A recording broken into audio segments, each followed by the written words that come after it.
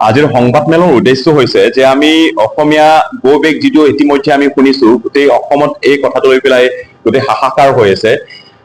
গোটেই অসমৰ অসমীয়াসকলে মাত মাতি আছে অসমীয়াতৰ ওপৰত উত্থাপন হৈছে যিটো অসমীয়াতৰ ওপৰতে প্ৰশ্ন হৈছে যিটো অসমীয়া গো বেগ বুলি তেওঁলোকে ধ্বনি দিছে কিন্তু আচলতে অসমীয়া গো বেগ ধ্বনি আৰম্ভ হৈছে যেতিয়া কাৰ্বি চিনি গো বেগ যেতিয়া কৈছিলে কিন্তু সেই সময়ত বহুত অসমীয়া লোকে হয় আমাৰ প্ৰতি সমৰ্থন দিছে কিন্তু বহুত লোকে সমৰ্থন দিয়া নাই কাৰণ কিয় এটা সৰু এটা পলিটিকেল নেৰেটিভ যে হিন্দু খাতপ্ৰেমী হে বুলি কৈ আছে এই হিন্দু খাতপ্ৰেমী হে বুলি কৈ যে অসমখন যে শেষ হৈ গৈছে কিন্তু এই কথা কোনে উপলব্ধি কৰা নাই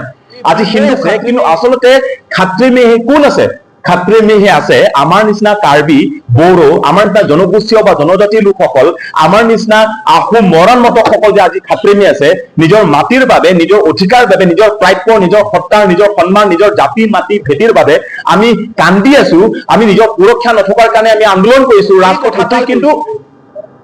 উপলব্ধি কৰা নাই এই কথাটো উপলব্ধি কৰা নাই সেইকাৰণে আমি হিন্দু খাতপ্ৰেমী নহয় যে খিলঞ্জীয়া আৰু জনগোষ্ঠীৰ লোকসকল খাতপ্ৰেমী আছে এই কথা কোনে চিন্তা কৰিব এই কথাষাৰৰ শ্লোগান কেতিয়া দিয়া আৰম্ভ কৰিব এই কথাষাৰৰ ওপৰত কোনে মাত মাতা আৰম্ভ কৰিব যিমান যদি আমি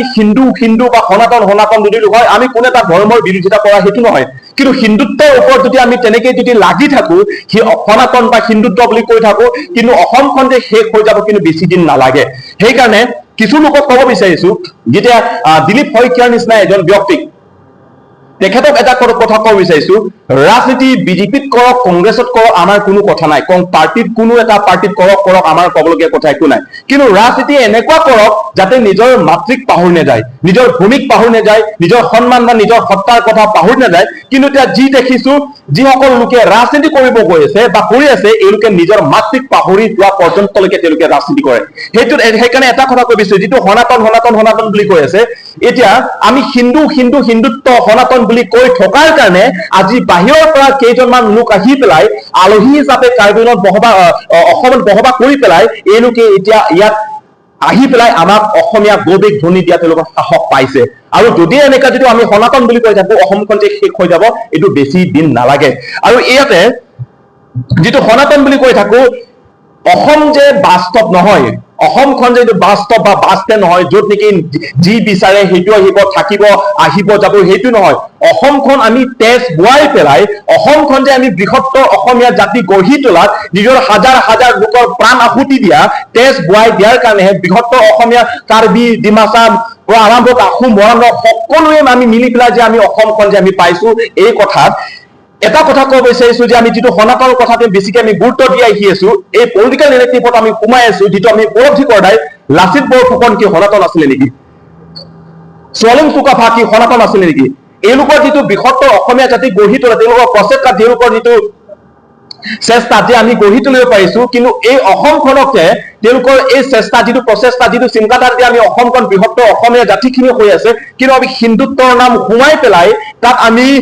ৰাজনীতিৰ যিটো সৰুপ এটা পলিটিকেল নেৰেটিভ সোমাই পেলাই যে আমি অসমখনটো শেষ হৈ গৈছে এইটো লজ্জিত কথা এইটো সেইকাৰণে আমি কাৰ্বি আংলঙত যেতিয়া কাৰ্বি চিনি গো বেগ ধ্বনি দিয়া আৰম্ভ দিছে তেতিয়াৰ পৰা অসমীয়া গো বেগ হৈ গৈছিলে তেনেতে আমি অসমৰ বৃহত্তৰ অসমীয়া জাতি হিচাপে আমি এক হৈ পেলাই যদি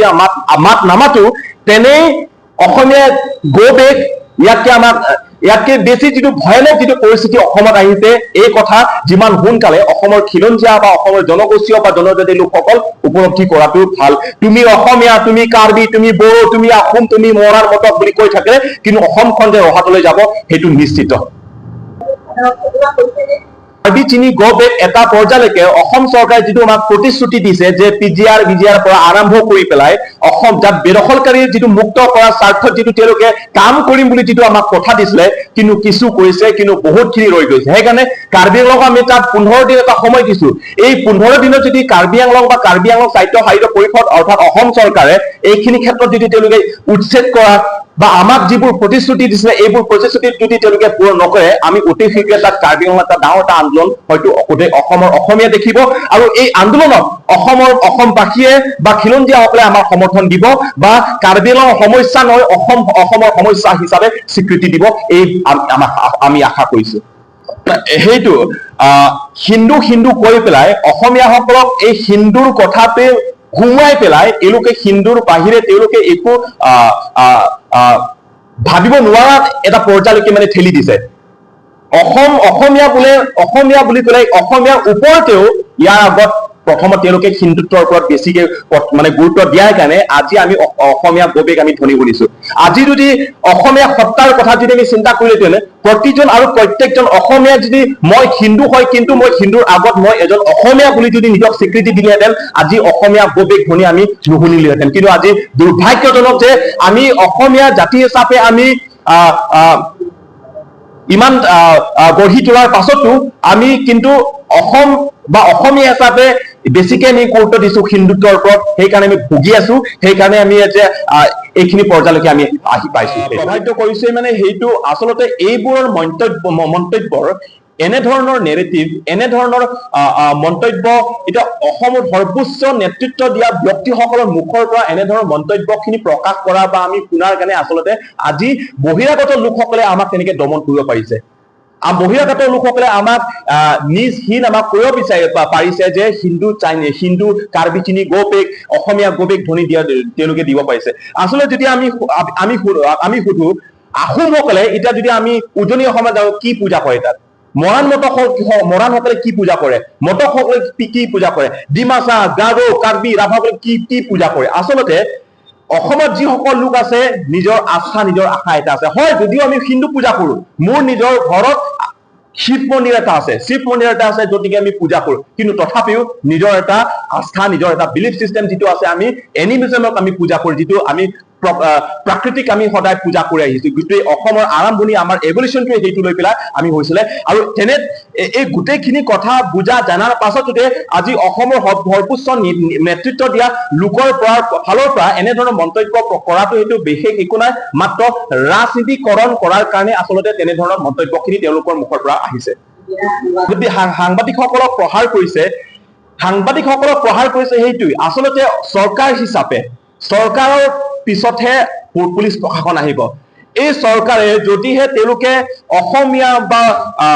খিলঞ্জীয়া বা অসমীয়াৰ বা সত্তাৰ ওপৰত যদি বা প্ৰভুত্বৰ ওপৰত যদি তেওঁলোকে যদি প্ৰশ্ন নাৰাখি পেলাই তেওঁলোকে যদি সদায় হিন্দুত্ব বুলি কৈ থাকিলে সেইটো অকল মাত্ৰ সাংবাদিক বুলি নহয়, গোটেই অসমখন যে একদম গোটেই নাইকিয়াক ভাঙি মিলি শেষ কৰিব সেইটো আমি দেখা বেছি দিন নালাগে। আমাৰ যদি তেনেধৰণৰ যদি দুৰ্ব্যৱহাৰ তেনে যদি ধ্বনি যদি আমি শুনো বা প্ৰশাসনৰ বা অসম চৰকাৰৰ ফালৰ তেনেধৰণৰ কোনো প্ৰতিক্ৰিয়া যদি আমি নেদেখো, নিশ্চয় আমি অকল কাৰ্বি বুলি নহয় অসমত যিমানখিনি জনজাতীয় লোকসকল আছে আমি সকলোৱে সেইটো আমি কৰিব গৈ আছো।